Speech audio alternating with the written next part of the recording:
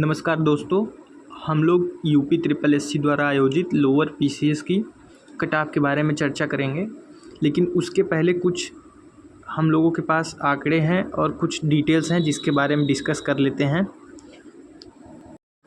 आयोग का यह विज्ञापन संख्या 7 था जो पेट 2025 के थ्रू इसमें एग्ज़ाम हुआ है। कहीं न कहीं जब आप ऐसे सिलेबस देख कर के एग्ज़ाम देने जाते हैं तो आपको अंदाज़ा लग जाता होगा कि आखिर एग्ज़ाम का स्तर क्या रहा होगा। सिलेबस से ही पता चल जाता है। अच्छा ही नहीं, बहुत बेहतरीन लेवल का एग्ज़ाम होता है। ये हमारा पेट 2026 शॉर्ट लिस्टेड कट ऑफ है सभी का कैटेगरी वाइज, किसका किस कैटेगरी का कितने नंबर पे हुआ है। एग्ज़ाम तो मेरा भी था। एग्ज़ाम हॉल से बाहर निकलते ही ज़रूर मैं ही नहीं, आप लोग भी सुने होंगे, बहुत सारे लोग चर्चा कर रहे थे 70-75 कट ऑफ जाएगा, 80 से कम नहीं जाएगा, कोई कह रहा था।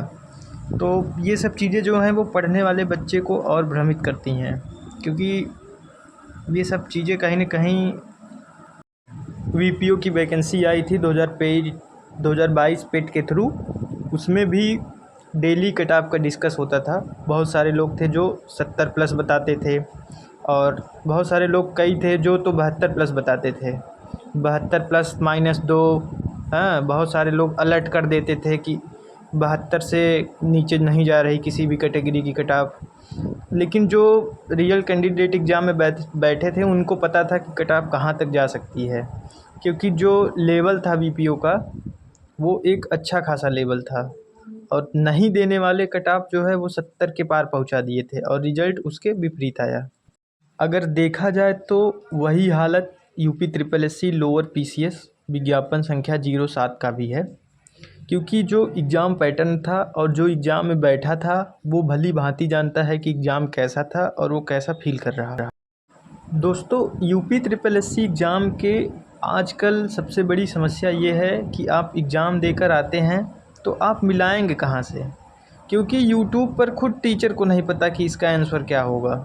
वो खुद गूगल कर रहे हैं और बुक से ढूंढ रहे हैं, लेकिन उनको आंसर नहीं मिल रहा है। तो ये स्थिति है यूपी ट्रिपल एससी एग्ज़ाम की। और बहुत सारे गुरुजन तो खुद एग्ज़ाम में बैठे थे, वो रूम पर घर पर पहुंच के सबसे पहले अपना ओएमआर निकाल करके मिला रहे थे और उसके बाद वीडियो बनाने भी आ गए। शायद गुपचुप ये काम चल रहा था। तो आइए अब डिस्कस कर लेते हैं कि कट ऑफ क्या रह सकती है। देखिए, एक चीज़ स्पष्ट कर दें कि जो है भी एग्ज़ाम आजकल हो रहे हैं उसका सटीक कट ऑफ कोई कहे मैं बता दूं वही सही होगा, तो ये बहुत बड़ी मूर्खता है। वो आपको बेवकूफ़ बना रहा है केवल लाइक और व्यू के लिए, क्योंकि बहुत सारे एग्ज़ाम हम लोग देखे, यूपीएसआई से लेकर के बहुत सारे एग्ज़ाम हुए, कट ऑफ किसी का सही नहीं हुआ।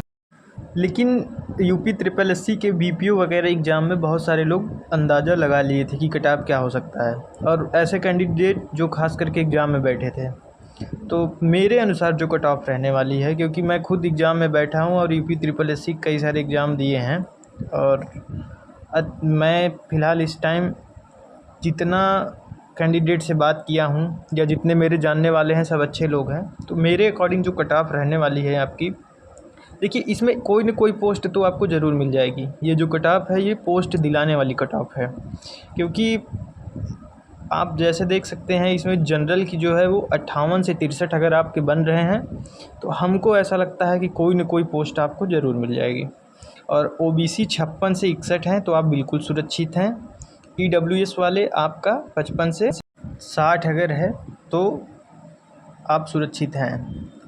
अनुसूचित जाति का 48 से 53 हो सकता है।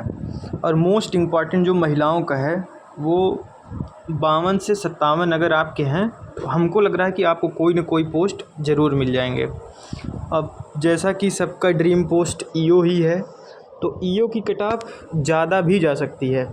देखिए, कट ऑफ जो है वो मिनिमम मार्क्स होता है कि इसके ऊपर के सभी कैंडिडेट सिलेक्टेड होते हैं। तो जैसे हम आपसे डिस्कस कर लिए कि 58 कट ऑफ जा रही है एज एग्जाम्पल, या 63 जनरल की जा रही है, तो ये मिनिमम कट ऑफ है। यानी कि जितने भी जो वैकेंसी हमारी आई है, जितने भी कैंडिडेट होंगे जिनका सिलेक्शन हुआ है वो इसके ऊपर वाले होंगे। तो ये ऐसा नहीं है कि ये 63 जो है वो हाईएस्ट मार्क्स हैं, हाईएस्ट और ज़्यादा हो सकते हैं मार्क्स।